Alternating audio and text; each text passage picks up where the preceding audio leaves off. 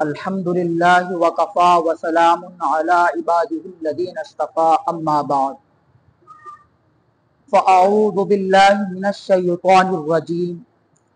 بسم اللہ الرحمن الرحیم وَإِذْ قُلْنَا لِلْمَلَائِكَةِ اسْجُدُوا لِآدَمَ فَسَجَدُوا إِلَّا إِبْلِيسَ أَبَى وَاسْتَكْبَرَ وَكَانَ مِنَ الْكَافِرِينَ وَقُلْنَا يَا آدَمُ اسْكُنْ أَنْتَ وَزَوْجُكَ الْجَنَّةَ وَكُلَا مِنْهَا رَغَدًا حَيْثُ شِئْتُمَا وَلَا تَقْرَبَا هَٰذِهِ الشَّجَرَةَ فَتَكُونَا مِنَ الظَّالِمِينَ سبحان ربک رب العزت عما یصفون وسلام علی المرسلین والحمد للہ رب العالمین اللہم صلی علی سیدنا محمد وعلی آل سیدنا محمد وبارک وسلم اللہم صلی علی سیدنا محمد وعلی آل سیدنا محمد وبارک وسلم اللہم صلی علی سیدنا محمد وعلی آل سیدنا محمد وبارک وسلم خدایا میں تجھ سے ایک دعا مانگتا ہوں خدایا میں تجھ سے ایک دعا مانگتا ہوں نظر کرم نظر کرم نظر عطا مانگتا ہوں کوئی تجھ سے کچھ مانگتا ہے کوئی تجھ سے کوئی کچھ مانگتا ہے میں خدا سے بس خدا مانگتا ہوں تجھی سے ابتدا ہر چیز کی ہے منتہا تو ہے ازل سے ابد بے ابتدا انتہا تو ہے تو ہی اول تو ہی آخر تو ہی اول تو ہی آخر تو ہی ظاہر تو ہی باطن تجھ ہی کو حمد زیبا ہے ہم سب کا خدا تو ہے بقا تجھ کو فنا مجھ کو بقا تجھ کو فنا مجھ کو ثنا تیری زباں میری میں فانی بے بقا ہوں میں فانی بے بقا ہوں ذات باقی لا فنا تو ہے مجھے حیرت ہے کس طرح تیرا انکار کرتے ہیں مجھے حیرت ہے کس طرح تیرا انکار کرتے ہیں جدھر دیکھوں جہاں دیکھوں وہی جلوہ نما تو ہے معزز حاضرین اللہ رب العزت کا ہم پر بڑا احسان اور اس کا فضل ہے کہ اس نے جمعے کی مناسبت سے اپنے پاک گھر کے اندر بیٹھنے کی توفیق نصیب فرمائی یہ قدم اٹھتے نہیں اٹھائے جاتے ہیں اللہ ہی کی توفیق ملی اللہ نے ہم کو اپنے پاک گھر کے اندر بلایا اور ہمیں دینی باتیں سننے کی توفیق مرحمت فرمائی دعا ہے اللہ رب العزت ہم سب کو ان سب باتوں پر عمل کرنے کی توفیق نصیب فرمائے حضرت آدم علیہ السلام کے متعلق چند باتیں آپ کے سامنے عرض کی جائیں گی حضرت آدم علیہ السلام آپ سب سے پہلے انسان ہیں آپ کو ابو البشر کہا جاتا ہے اور اللہ رب العزت نے آپ کو مٹی سے پیدا فرمایا ہے قرآن کریم کے اندر اللہ رب العزت نے جگہ جگہ اس کا تذکرہ فرمایا ہے چنانچہ قرآن کریم کے اندر اللہ فرماتے ہیں کہ ہم نے انسان کو مٹی سے پیدا فرمایا چنانچہ جب وہ مٹی ٹھکری کی طرح پختہ اور مضبوط ہو گئی وہ کھنکھنانے لگی اللہ رب العزت نے حضرت آدم علیہ السلام کے اس مٹی کے پتلے کے اندر جان ڈال دی روح پھونک دی اور اس کے بعد اللہ نے ملائکہ کو حکم دیا کہ تم حضرت آدم علیہ السلام کو سجدہ کرو قرآن کریم یوں واقعہ بیان کرتا ہے وَإِذْ قُلْنَا لِلْمَلَائِكَةِ اسْجُدُوا لِآدَمَ فَسَجَدُوا إِلَّا إِبْلِيسَ أَبَى وَاسْتَكْبَرَ وَكَانَ مِنَ الْكَافِرِينَ جب ہم نے فرشتوں سے فرمایا کہ تم حضرت آدم علیہ السلام کو سجدہ کرو چنانچہ تمام ملائکہ तमाम फरिश्ते सरबसजूद हो गए, तमाम फरिश्तों ने सजदा किया, मगर इब्लीस ने इनकार कर दिया और उसने हजरत आदम अलैहिस्सलाम को सजदा नहीं किया। अल्लाह रब्बुल इज्जत ने पूछा, क़ाल मा मनअका, ए इब्लीस तुझे किस चीज ने सजदा करने से रोका था? इद अमरतुक, जब मैंने तुझको हुक्म दिया। वो बोलता है, अल्लाह से मुनाजरा करता है और वो ये बोलता है, अना खैरुम मिन्हु खलक़तनी मिन नार व खलक़तहु मिन तीन, कि मैं इस आदम से बेहतर हूं, मुझको तूने आग से पैदा किया है और इस आदम को तूने मिट्टी से पैदा किया।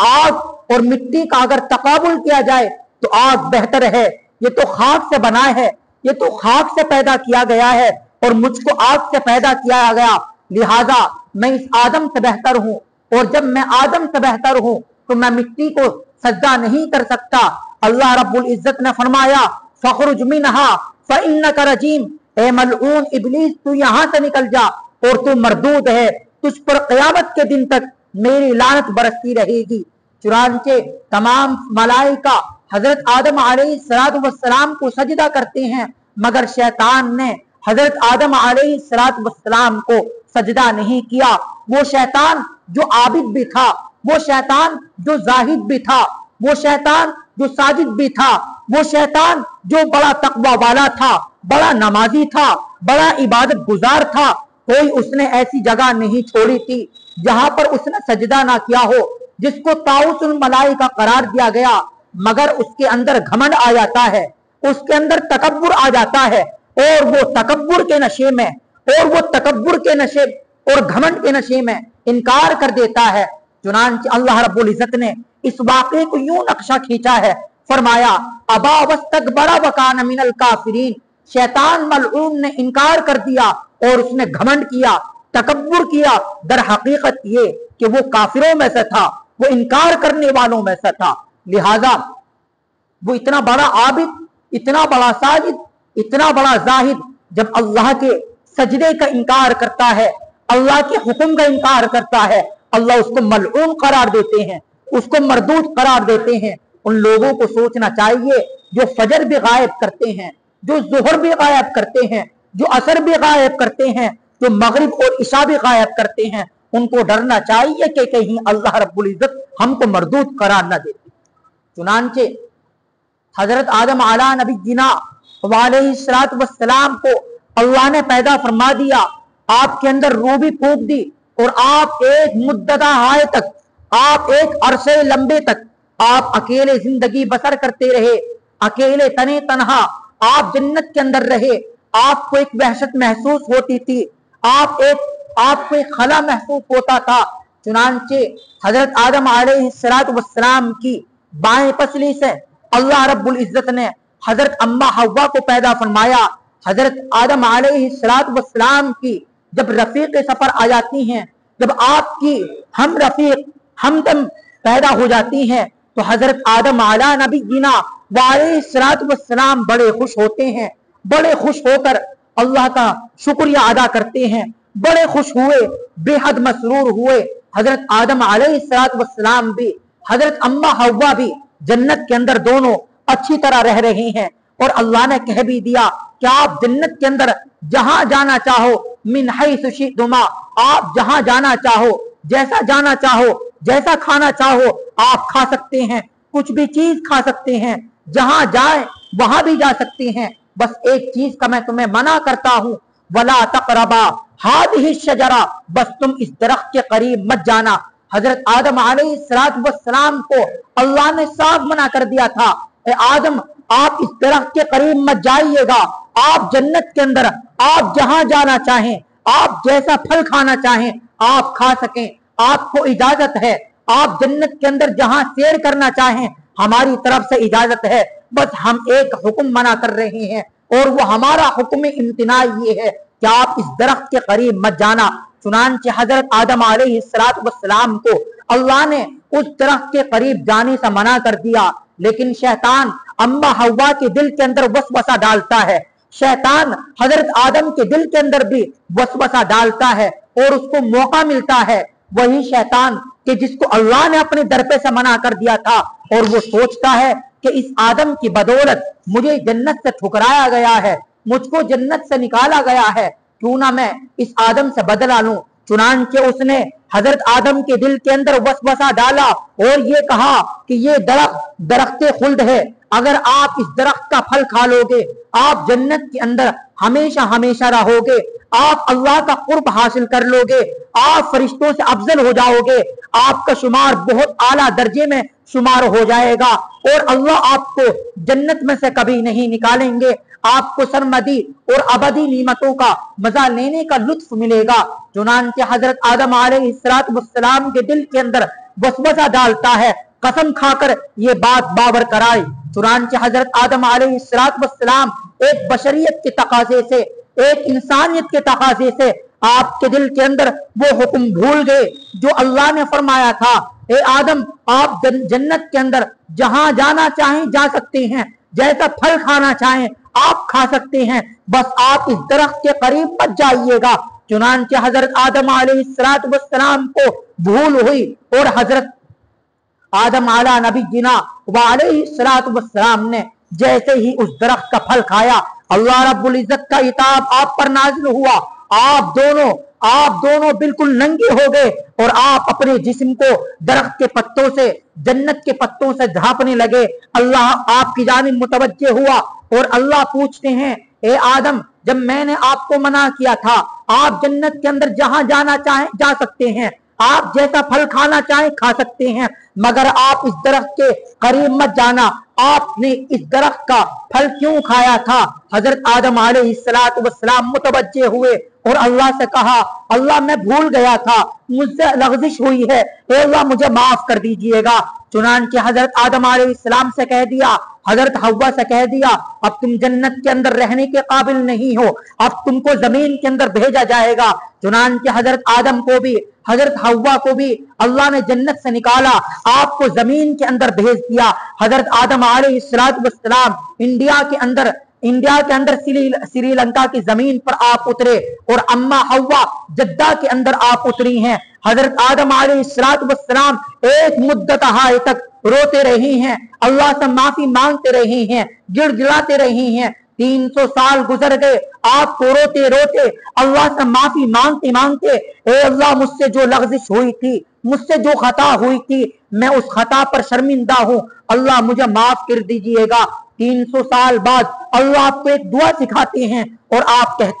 سے کہتے ہیں آپ اس دعا کو یاد کیجئے گا اور یہ دعا مانگے، ربنا ظلمنا انفسنا وان لم تغفر لنا وترحمنا لنکونن من الخاسرین۔ چنانچہ جیسے ہی حضرت آدم علیہ السلام نے یہ دعا اللہ سے مانگی، اللہ رب العزت نے آپ کی دعا کو قبول فرمایا اور آپ کی لغزش کو معاف کر دیا۔ حضرت آدم علیہ السلام سے اللہ نے کہا کہ شیطان تمہارا دشمن ہے، اور شیطان نے اسی وقت یہ کہا تھا، اے اللہ آپ نے مجھ کو یہاں سے نکال دیا ہے، لیکن یا اللہ آپ مجھ کو قیامت کے دن تک مہلت دیجئے گا، میں آپ کے بندوں کو دائیں سے بھی بہکاؤں گا، بائیں سے بھی بہکاؤں گا، آگے سے بھی بہکاؤں گا، پیچھے سے بھی بہکاؤں گا، ولا تجد اکثرهم شاکرین، اور آپ اپنے اکثر بندوں کو ناشکرے پائیں گے۔ اللہ رب العزت نے شیطان کی دعا کو قبول فرمایا، قیامت کے دن تک اس کو مہلت دی، وہ اب اللہ کے بندوں کو دائیں سے بھی بہکائے گا، بائیں سے بھی بہکائے گا، آگے سے بھی بہکائے گا، پیچھے سے بھی بہکائے گا، مگر اللہ رب العزت نے ساتھ ساتھ نہ فرمایا،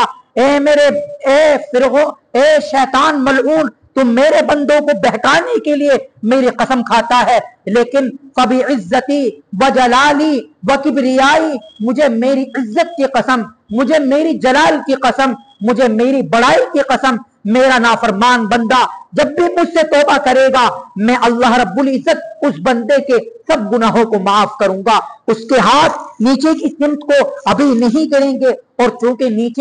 نیچے کی سمت سے شیطان اثر انداز نہیں ہو سکتا، میں اپنے بندے کے تمام گناہوں کو معاف کر دوں گا۔ شیطان تو نے میرے بندوں کو بہکانے کے لیے ایک قسم کھائی تھی فبعزتک لأغوینہم اجمعین، شیطان ملعون، میں اپنے بندوں کو معافی کے لیے، میں اپنے بندوں کو معاف کرنے کے لیے 3 قسم کھاتا ہوں، فبعزتی وجلالی وکبریائی، مجھے میری عزت کی قسم، مجھے میری جلال کی قسم، مجھے میری بڑائی کی قسم، میں اپنے بندے کے سب گناہوں کو معاف کر دوں گا جب بندہ مجھ سے توبہ کرے گا۔ حضرت آدم علیہ السلام سے بھی کہا تھا، اے آدم آپ اس شیطان سے دور رہنا، آپ اس کے وساوس سے دور رہنا، یہ شیطان انسان کا کھلا دشمن ہے۔ تو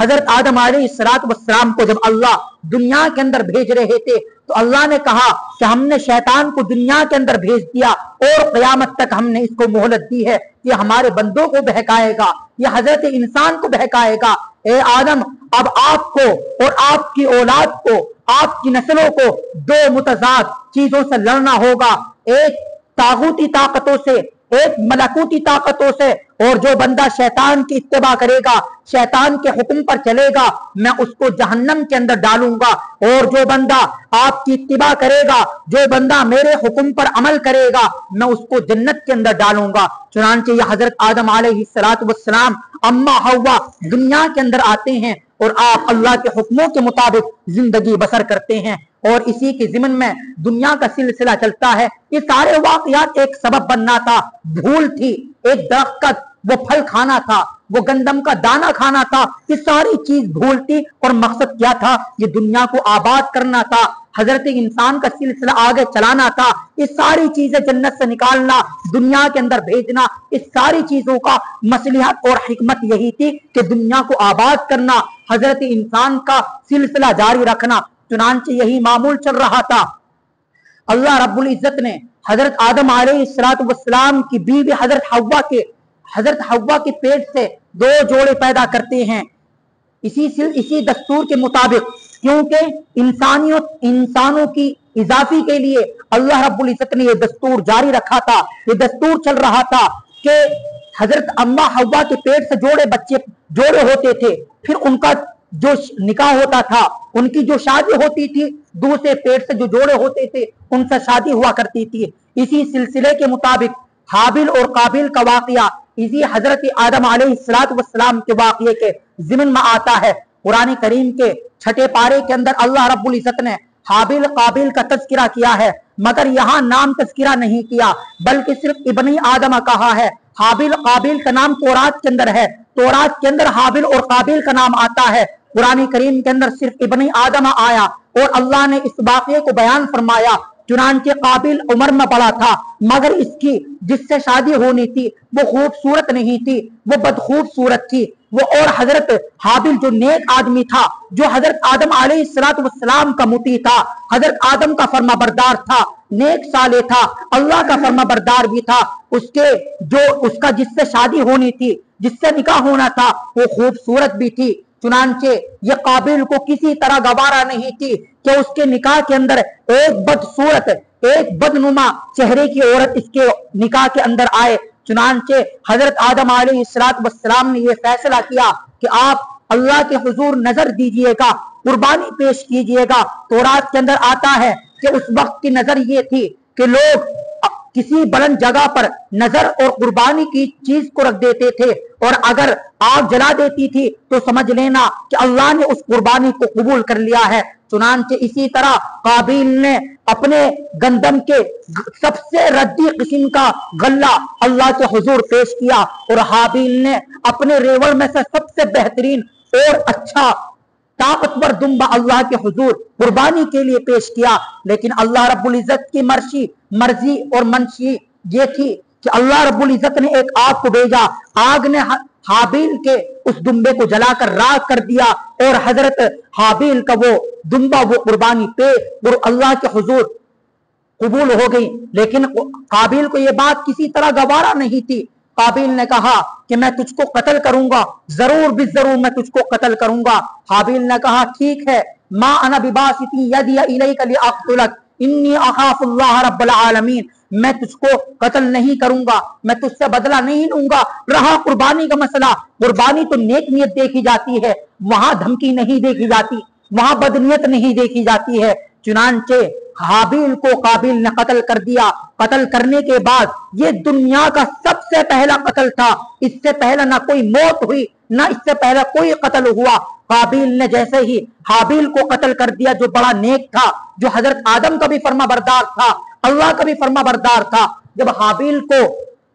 کو قتل کر دیا, قتل کرنے کے بعد یہ بڑا غمزدہ ہوا کہ آپ کیسے دفن کیا جائے. بڑا ٹینشن کے اندر تھا, بڑا فکر مند تھا. اب اس نے ایک پرندے کو دیکھا. وہ پرندہ, وہ کوا اپنی چونچ سے کوئی چیز کھود رہا ہے. اس نے کریج کر ایک گڈھا کھودا اور اس نے اپنے مردہ کسی دوسرے پرندے کو اس کے اندر ڈالا. اور جیسے ہی قابیل نے اس چیز کو دیکھا, اپنے اوپر لعنت کرنے لگا, اپنے اوپر ملامت کرنے لگا, اپنے آپ کو برا بھلا کہنے لگا کہ تو اس پرندے سے بھی جا گرا ہے. اس پرندے نے ایک مردہ پرندے کو اس کے اندر دفن کر دیا. چنانچہ اس کے بعد اس قابیل نے اپنے بھائی حابیل کو اس کے اندر دفن کیا. حضرت آدم کو اطلاع ملی, حضرت آدم علیہ السلام بڑے ناراض ہوئے. یہ دنیا کا اسٹارٹنگ کا واقعہ, دنیا کی شروعات کا یہ واقعہ, اور سب سے پہلا دنیا کا یہی قتل تھا جو قابیل نے اپنے بھائی حابیل کو ایک حسد کی وجہ سے قتل کیا تھا.